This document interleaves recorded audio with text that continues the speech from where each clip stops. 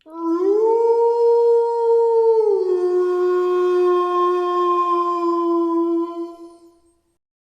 Friends, ఇంకొక కొత్త horror స్టోరీతో మీ ముందుకు వచ్చేసాను. ఈ స్టోరీ చాలా ఇంట్రెస్టింగ్గా ఉంటుంది. సో వీడియో మొత్తం చూసి మీకు నచ్చితే వీడియోని లైక్ చేసి మా ఛానల్ని సబ్స్క్రైబ్ చేసుకొని పక్కనున్న బెల్ సింబల్ యాక్టివేట్ చేసుకోండి. ఇక లేట్ చేయకుండా స్టోరీలోకి వెళ్ళిపోదాం. అది ఒక మారుమూల గ్రామం.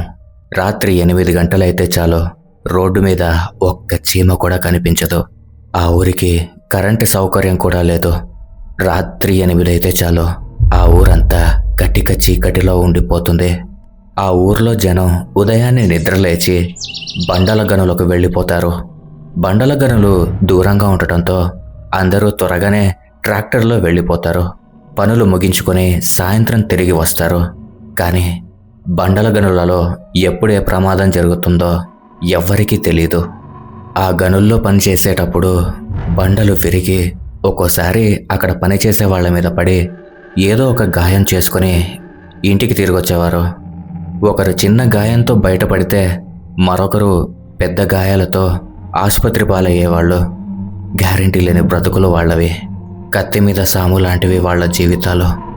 ఎలాంటి పరిస్థితుల్లోనైనా ఒక 4-5 కలిసి రాత్రి ట్రాక్టర్ వేసుకొని బండల గనుల్లోకి వెళ్ళి లోడ్ ఎత్తేవాళ్ళు.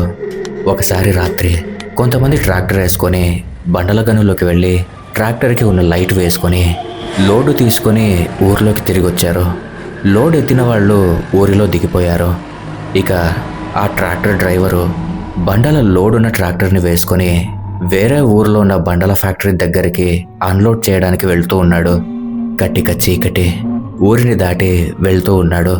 చుట్టూ ఎవ్వరూ లేరు. డ్రైవర్కి భయంగా ఉంది. అయినా ట్రాక్టర్లో పాటలు సౌండ్ ఎక్కువ పెట్టుకొని వెళ్తూ ఉన్నాడు. చుట్టూ నిర్మానుష ప్రదేశం. ఉన్నట్టుండి ట్రాక్టర్లో పాటలు ఆగిపోయాయి. కొంత దూరం నుండి కుక్కలు మరుగుతున్న శబ్దం వినిపిస్తోంది. డ్రైవర్కి రాను రాను కొద్దిగా భయం వేస్తోంది. ఎందుకంటే అతను పొలిమేర దగ్గరకు వెళ్తూ ఉన్నాడు. అప్పటికే పొలిమేర దగ్గర చాలామంది చనిపోతున్నారని ఆ ఊరిలో ప్రజలు ఒక్కొక్కరు ఆ పొలిమేర గురించి కథలుగా చెప్పుకుంటూ ఉంటారు. అది తలుచుకొని డ్రైవర్ ముఖంలో చెమటలు పడుతూ ఉన్నాయి. పొలిమేరకు అది చేరువలో ఉన్నాడు. ఉన్నట్టుండి ట్రాక్టర్ టైరు పంచర్ అయింది. లోడున్న ట్రాక్టర్ కావడంతో కంట్రోల్ చేయడం కుదరక ట్రాక్టర్ తిరగబడి ఆ డ్రైవరు అక్కడికక్కడే చనిపోయాడు. ఉదయాన్నే ఈ విషయం తెలిసిన గ్రామస్తులందరూ శోకసంద్రంలో మునిగిపోయారు. ఊరంతా సప్పగా మారిపోయింది. అందరిళ్లలో భోజనాలు చేయకుండా ఆ విషయాన్ని తలుచుకుని బాధపడుతూ ఉన్నారు. ఈ ప్రమాద సంఘటన వాళ్ళకి కొత్త ఏమీ కాదు. ఇలా చాలాసార్లు చాలామంది ప్రాణాలు పోగొట్టుకున్నారు. అందుకే రాత్రి అయితే చాలామంది ట్రాక్టర్లోకి లోడ్ ఎత్తడానికి వెళ్ళరు. ఇక మరికొందరైతే ఇవేవీ లెక్క చేయకుండా పగలైతే ఆర్టీఓ కట్టాలి, రాత్రి అయితే ఆర్టీఓ కట్టాల్సిన అవసరం ఉండదని దొంగగా లోడ్ చేసుకుని వెళ్ళి ప్రాణాలను కోల్పోతూ ఉంటారు. ఆ ఊర్లోని వాళ్ళందరూ ఒకరోజు రచ్చబండ దగ్గర సమావేశం అయ్యి పొలిమేర దగ్గర ఎందుకు ఇలా జరుగుతుంది, ఇప్పటి వరకు చాలామంది ప్రాణాలు పోయాయి, ఇంకా ఎంతమంది ప్రాణాలు పోతాయో అని భయం వేస్తోంది. దీనికి ఈ ఊరి పెద్ద మనుషులు ఒక మంచి పరిష్కారం ఆలోచించాలి, లేదంటే మేమందరం గనులకు వెళ్ళము అని ఆ ఊరి ప్రజలందరూ కలిసి గట్టిగా ఏకకంఠంతో అవును వెళ్ళము అని అన్నారు. ఆ ఊరిలో పెద్ద మనుషులందరూ కలుసుకొని ఒక స్వామీజీని పిలిపించి ఈ ఊరికి పట్టిన దరిద్రాన్ని వెళ్ళగొడదామని అందరూ అనుకొని ఇళ్లకు వెళ్ళిపోయారు. చుట్టుపక్కల గ్రామాల్లో ఒక మంచి స్వామీజీ కోసం వెతకడం మొదలుపెట్టారు. ఒక చోట చెట్టు కింద ఒక స్వామీజీ కూర్చుని ఉన్నారు. పెద్ద మనుషులందరూ కలుసుకొని ఆ స్వామీజీ దగ్గరికి వెళ్ళి స్వామీజీ గారు అని పిలిచేలోపు ఆ స్వామీజీ గట్టిగా నాకు తెలుసు నాయనా, మీ ఊరికి పట్టిన ఆ రాక్షసి పీడ విరగడ చేయాలి కదా అన్నాడు. అప్పుడు వాళ్ళు ఆశ్చర్యంతో ఒకరి ముఖాలు ఒకరు చూసుకొని అవును స్వామీజీ, మా ఊరిలో పొలిమేర దగ్గర చాలామంది ప్రాణాలు కోల్పోతున్నారు, అందరూ ఒకేలా చనిపోతున్నారు, దీనికి అంతమనేది లేదా స్వామి అని ఆ పెద్ద మనుషులు అడిగారు. అప్పుడు ఆ స్వామీజీ నేను అమావాస్య రోజు మీ ఊరికొచ్చి సమస్య తెలుసుకుని దాని పీడ విరగడ చేస్తాను, మీరు సంతోషంగా తిరిగి ఇంటికి వెళ్ళండి, అమావాస్య రోజు నేనే మీ ఊరికి వస్తాను.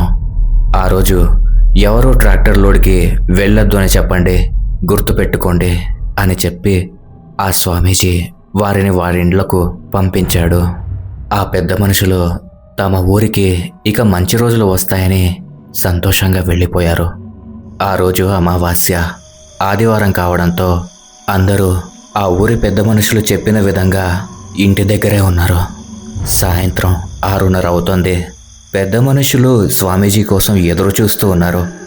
ఆ ఊరిలో కొంతమంది ఆవారగాళ్ళు మాత్రం డబ్బుకు ఆశపడి ఆదివారం ఆర్టీఓ కట్టించుకునే వాళ్ళు ఉండరు కాబట్టి మనం ట్రాక్టర్లో లోడ్ ఎత్తుకొని వద్దామని ఓ నలుగురు కలుసుకొని బండల గనుల్లోకి వెళ్ళారు.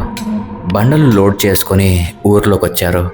ట్రాక్టర్ డ్రైవర్ తప్ప మిగిలిన వాళ్ళు ఊరిలోనే దిగిపోయి దొంగగా ఇంటికి వెళ్ళిపోయారు.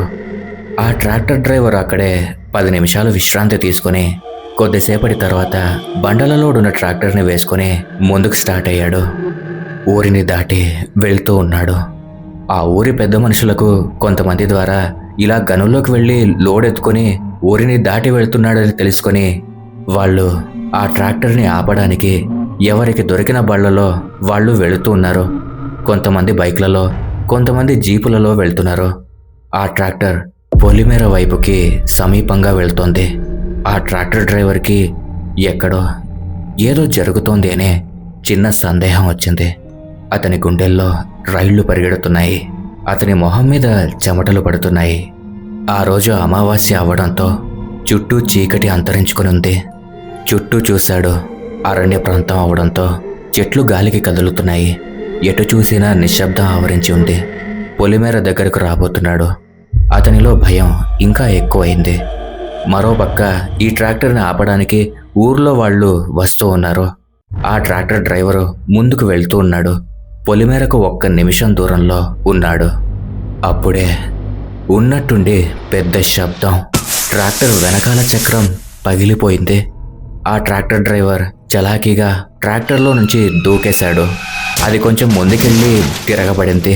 డ్రైవర్కి ఏమి జరుగుతుందో కొంచెం సేపు అర్థం కాలేదు. అలానే చూస్తూ ఉండిపోయాడు. చుట్టూ చీకటిగా ఉన్న ఏదో తెల్లని ఆకారం అతని వైపు వస్తూ ఉంది.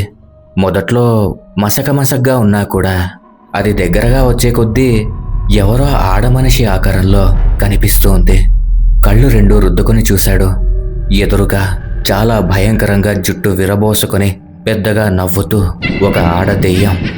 "నువ్వెట్లా తప్పించుకుంటావురా నా నుంచి" అని తన చెయ్యి అతని మీదకు వెయ్యబోతూ ఉంటే అప్పుడే అక్కడికి ఆ స్వామీజీ వచ్చారు. దాని మీద గంగా జలం వేశారు. అది కోపంతో విర్రవీగి "ఎవర్రా మీరు నన్ను అడ్డుకునేది" అని పెద్దగా నవ్వుతూ తన శక్తినంతా కూడగట్టుకొని పెద్ద గాలి వచ్చేలా చేసింది. ఆ గాలిలో వాళ్ళకి ఏం చేయాలో అర్థం కాలేదు. స్వామీజీ ఒక మంత్రం చదివి అంతా మామూలుగా అయ్యేలా చేశాడు. ఆ దెయ్యం ఇది చూసి వాణ్ణి ఎలాగైనా చంపాలి అని వాణ్ణి తన శక్తితో గొంతు పట్టుకొని అలా గాలిలోకి లేపింది. ఆ స్వామీజీ పెద్ద మంత్రం చదివి ఆ దెయ్యాన్ని ఒక సీసాలో బంధించారు. ఇంతలో ఆ ఊరి వాళ్ళందరూ అక్కడికి చేరుకున్నారు. అందరి ముందు ఆ దెయ్యాన్ని కొన్ని ప్రశ్నలు అడిగారు ఆ స్వామీజీ. "నువ్వు ఎవరు? నీకేం కావాలి?" అని అడుగుతూ ఉన్నారు. మొదట్లో ఆ దెయ్యం చెప్పడానికి నిరాకరించినా కూడా నెమ్మదిగా ఒక్కో విషయం చెప్పుకొచ్చింది. "నేను ఒకతన్ని ఎంతగానో నమ్మి ప్రేమించాను. ఇంట్లో వాళ్లతో చెప్పకుండా పారిపోయి పెళ్లి చేసుకున్నాము. ఒక ఊర్లో కాపురం పెట్టాము. కొన్ని రోజులు చాలా సంతోషంగా ఉన్నాము. ఆయన ఒక ట్రాక్టర్ డ్రైవరు. బండలలో ఎత్తుకొని వాటిని అన్లోడ్ చేసి డబ్బులు సంపాదించేవాడు. మా అమ్మ కొన్ని రోజులకి మమ్మల్ని ఒప్పుకుంది. అప్పుడప్పుడు మా అమ్మ వాళ్ళ ఇంటికి వెళ్ళి వచ్చేవాళ్ళం. నాకు మా అమ్మ కొన్ని బంగారు నగలు చేయించింది. మరికొన్ని రోజులకు మా అత్తామామలు కూడా నన్ను వాళ్ళ కోడలుగా అంగీకరించారు. అందరం కలుసుకొని ఒకే ఇంట్లో ఉండేవాళ్ళం. ఆయన ట్రాక్టర్కి వెళ్ళేవాడు. మా అత్త వాళ్ళ కూతురి బిడ్డను కూడా తీసుకొచ్చారు. తను మా ఆయనకు మేనకోడలవుతుంది. ఆమె కూడా పెళ్ళిడికొచ్చింది. మొదట్లో నేనంతగా పట్టించుకోలేదు. ఇంతలో నేను నెల తప్పాను. ఆయనకు నాకు చీటికి మాటికి గొడవలయ్యేవి. ప్రతి దానికి నన్నే తిట్టేవాళ్ళు. ఒకరోజు ఆయన తన మేనకోడలితో సరదాగా ఉండడాన్ని చూసి నేను నిలదీశాను. ఆయన నువ్వు అనుకున్నది మా ఇద్దరి మధ్య ఏమీ లేదు అని ఇంట్లో నుంచి కోపంగా వెళ్ళిపోయాడు. అది చూసిన మా అత్త ఒక రోజంతా నన్ను ఇంట్లోకి రానివ్వకుండా బయటే పెట్టింది. చాలా ఇబ్బందులు పడ్డాను. నాతో పాటు నా బిడ్డ కూడా ఆకలితో చాలా బాధపడింది. ఒకరోజు తల్లి కొడుకులిద్దరూ కలుసుకొని ఏదో మాట్లాడుకుంటూ ఉన్నారు. నేను తలుపు చాటు నుండి ఏం మాట్లాడుకుంటున్నారా అని నెమ్మదిగా నిలబడి వింటూ ఉన్నాను. వాళ్ళమ్మ ఇలా అంటోంది, దీన్ని వెళ్ళగొట్టేరా, దాని పుట్టింటోళ్ళు ఇచ్చిన బంగారం తీసుకొని ఇంట్లో నుంచి గెంటేద్దాం. నువ్వు అక్క కూతురిని పెళ్లి చేసుకుని సంతోషంగా ఉండు. నీ జీవితం నా కళ్ళ ముందే నాశనం అవుతుంటే చూడలేను బాబు అని ముసలి కన్నీరు కార్చింది. దానికి నా భర్త తన తల్లితో సరే అన్నాడు. కాసేపటికి నా భర్త నా దగ్గరికి వచ్చి, నువ్వు నీ పుట్టింటికి పోయి మీ అమ్మ చేయించిన బంగారు నగలు తీసుకునిరా, మా అక్క వాళ్ళ ఊరికి మనం జాతరకు వెళ్ళాలి అని చెప్పి నన్ను నా పుట్టింట్లో వదిలి వెళ్ళాడు. మా పుట్టింటిలో అమ్మకేమని చెప్పాలి? జరిగిన విషయం అంతా చెప్తే బాధపడుతుంది అని ఆలోచించి అమ్మని అడిగి జాతరకు వెళ్ళాలని చెప్పి నగలు తీసుకుని ఏది జరిగినా తర్వాత చూసుకుందామని మా అత్త వాళ్ళ ఇంటికెళ్ళాను. మరుసటి రోజు అందరం కలుసుకొని మా ఆడబిడ్డ ఊరికి అంటే మా అత్త కూతురింటికి వెళ్ళాము. ఆ రోజు రాత్రి 8 గంటలవుతోంది. నా భర్త, అత్త, మామ అందరూ కలుసుకొని నాతో దేవుడి ఊరేగింపు జరుగుతుంది, వెళదాంరా అని నన్ను కూడా వాళ్లతో పాటు తీసుకొని వెళ్లారు. ఆ దేవుడు కొండ మీద ఉన్నాడు. జాతర కొండ దిగువన జరుగుతోంది. జాతర, దేవుడి ఊరేగింపు చాలాసేపు చూశాము. అత్త, మామ నన్ను కొండ మీదకి వెళ్దామని అక్కడ దేవుడిని దర్శించుకొని వద్దాం పదా అని తీసుకెళ్లారు. మాకన్నా ముందే అక్కడికి నా భర్త వెళ్ళాడు. మేము కొండ మీదకి వెళ్ళాము. అక్కడ ఆయనను చూసి చాలా భయం వేసింది. ఆయన చాలా కోపంగా ఉన్నాడు. దేవుడిని దర్శించుకొని అందరం బయటికి వచ్చాము. ఆయన ఇంకో దేవుడి గుడి ఉంది, ఆ గుడి వెనకాల ఉంది, రా వెళ్దామని నన్ను చెయ్యి పట్టుకొని తీసుకెళ్తున్నాడు. నేను నిజమేనేమో ఇంకో గుడి ఉంది అని వాళ్లతో కలిసి వెళ్ళాను. అక్కడంతా చీకటి, ఎవరూ లేరు. చాలా దూరం తీసుకెళ్లారు. ఎక్కడ ఉంది గుడి, ఇంకెంత దూరం అని వాళ్ళని దారి పొడవునా అడుగుతూనే ఉన్నాను. వాళ్ళు మాట్లాడకుండా ముందుకు నడువు అని అంటూ ఉన్నారు. నేను కడుపుతో ఉండడంతో చాలా దూరం నడవలేకపోతున్నాను. ఇంకెంత దూరం అండి, నేను నడవలేకపోతున్నాను అని ఆయనతో అంటూ ఉంటే ఆయన ఇదిగో ఇక్కడే అని చెప్తూ ఉన్నాడు.